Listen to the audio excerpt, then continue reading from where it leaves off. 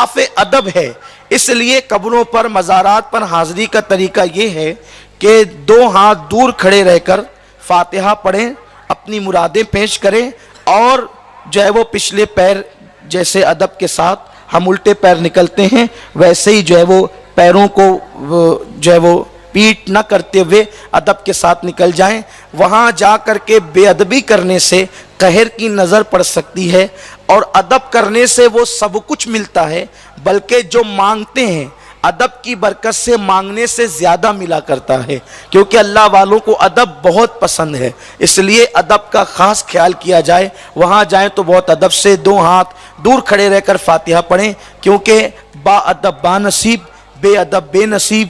یہاں مجھے ایک واقعہ یاد آتا ہے، حضور سرکار غریب نواز رضی اللہ تعالیٰ عنہ کے آستانے پر ایک حافظ قرآن مقدس کی جو ہے وہ تلاوت کرتے بیٹھا تھا، اور وہ اپنی مراد مانگتا تھا تو اس کی مراد ملنے میں کچھ تاخیر ہوتی تھی۔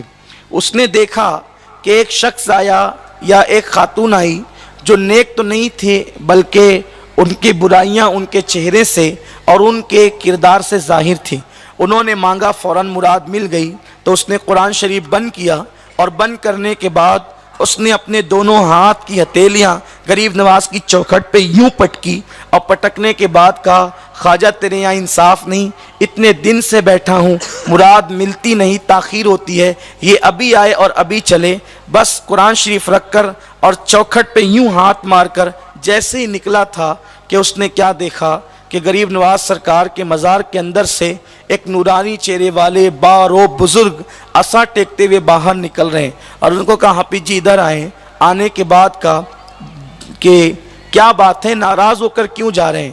کہا، اس چوکھٹ پر انصاف ہی نہیں ہے، میں کتنے دنوں سے قرآن مقدس کی تلاوت کرتے بیٹھا تھا، مجھے تاخیر ہوئی، اور وہ آئے اور ان کی مراد پوری ہوئی اور وہ یہ چل دیے۔ فرمایا کہ حافظ جی اب جا رہے ہو نا، اللہ آپ کی مراد بھی پوری کر دیا، جاؤ آپ۔ تو کہا کہ آپ کون ہے؟ فرمایا کہ مراد پوری ہو گئی، اب آپ چلے جائیں۔ کہا نہیں، آپ بتائیں کون ہے؟ تو فرمایا کہ جس کی چوکھٹ پہ مانگنے آئے تھے وہ میں ہی تو ہوں، لیکن حافظ جی جاتے جاتے دیکھ جائیں۔ اور آپ نے جب اپنی پیٹھ پر سے کپڑا ہٹایا تو پنجوں کے نشانات دونوں آپ کی پشت پر موجود تھے۔ ان حافظ صاحب نے کہا، یہ کیا؟ کہا کہ جو تو نے میری چوکھٹ پہ مارا ہے وہ میری چوکھٹ پہ نہیں بلکہ میری پشت پر ہے۔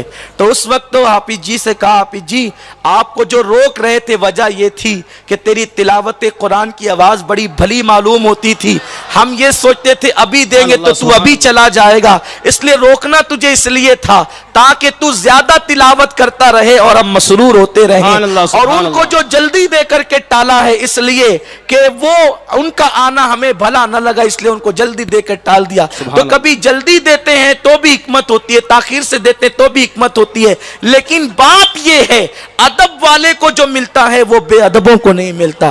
اس لیے جب مزارات پر جائیں تو ادب کے ساتھ جائیں۔ اللہ ہمیں ادب کی توفیق عطا فرمائے۔ آپ نے سوالات کیے، ہم نے جوابات دیے، اور یہ اللہ کی توفیق سے جو صحیح ہے وہ اللہ رسول کی طرف سے ہے۔ اگر اس میں کوئی غلطی ہے تو یہ میرے نفس کی شرارت ہے، اگر کوئی غلطی ہو گئی ہو تو اللہ تعالیٰ معاف فرمائے۔ سبحانک لا علم لنا الا ما علمتنا انک انت العلیم الحکیم وما علینا الا البلاغ۔ السلام علیکم ورحمۃ اللہ۔ جزاکم اللہ خیرہ۔ سبحان اللہ۔ یہ تھے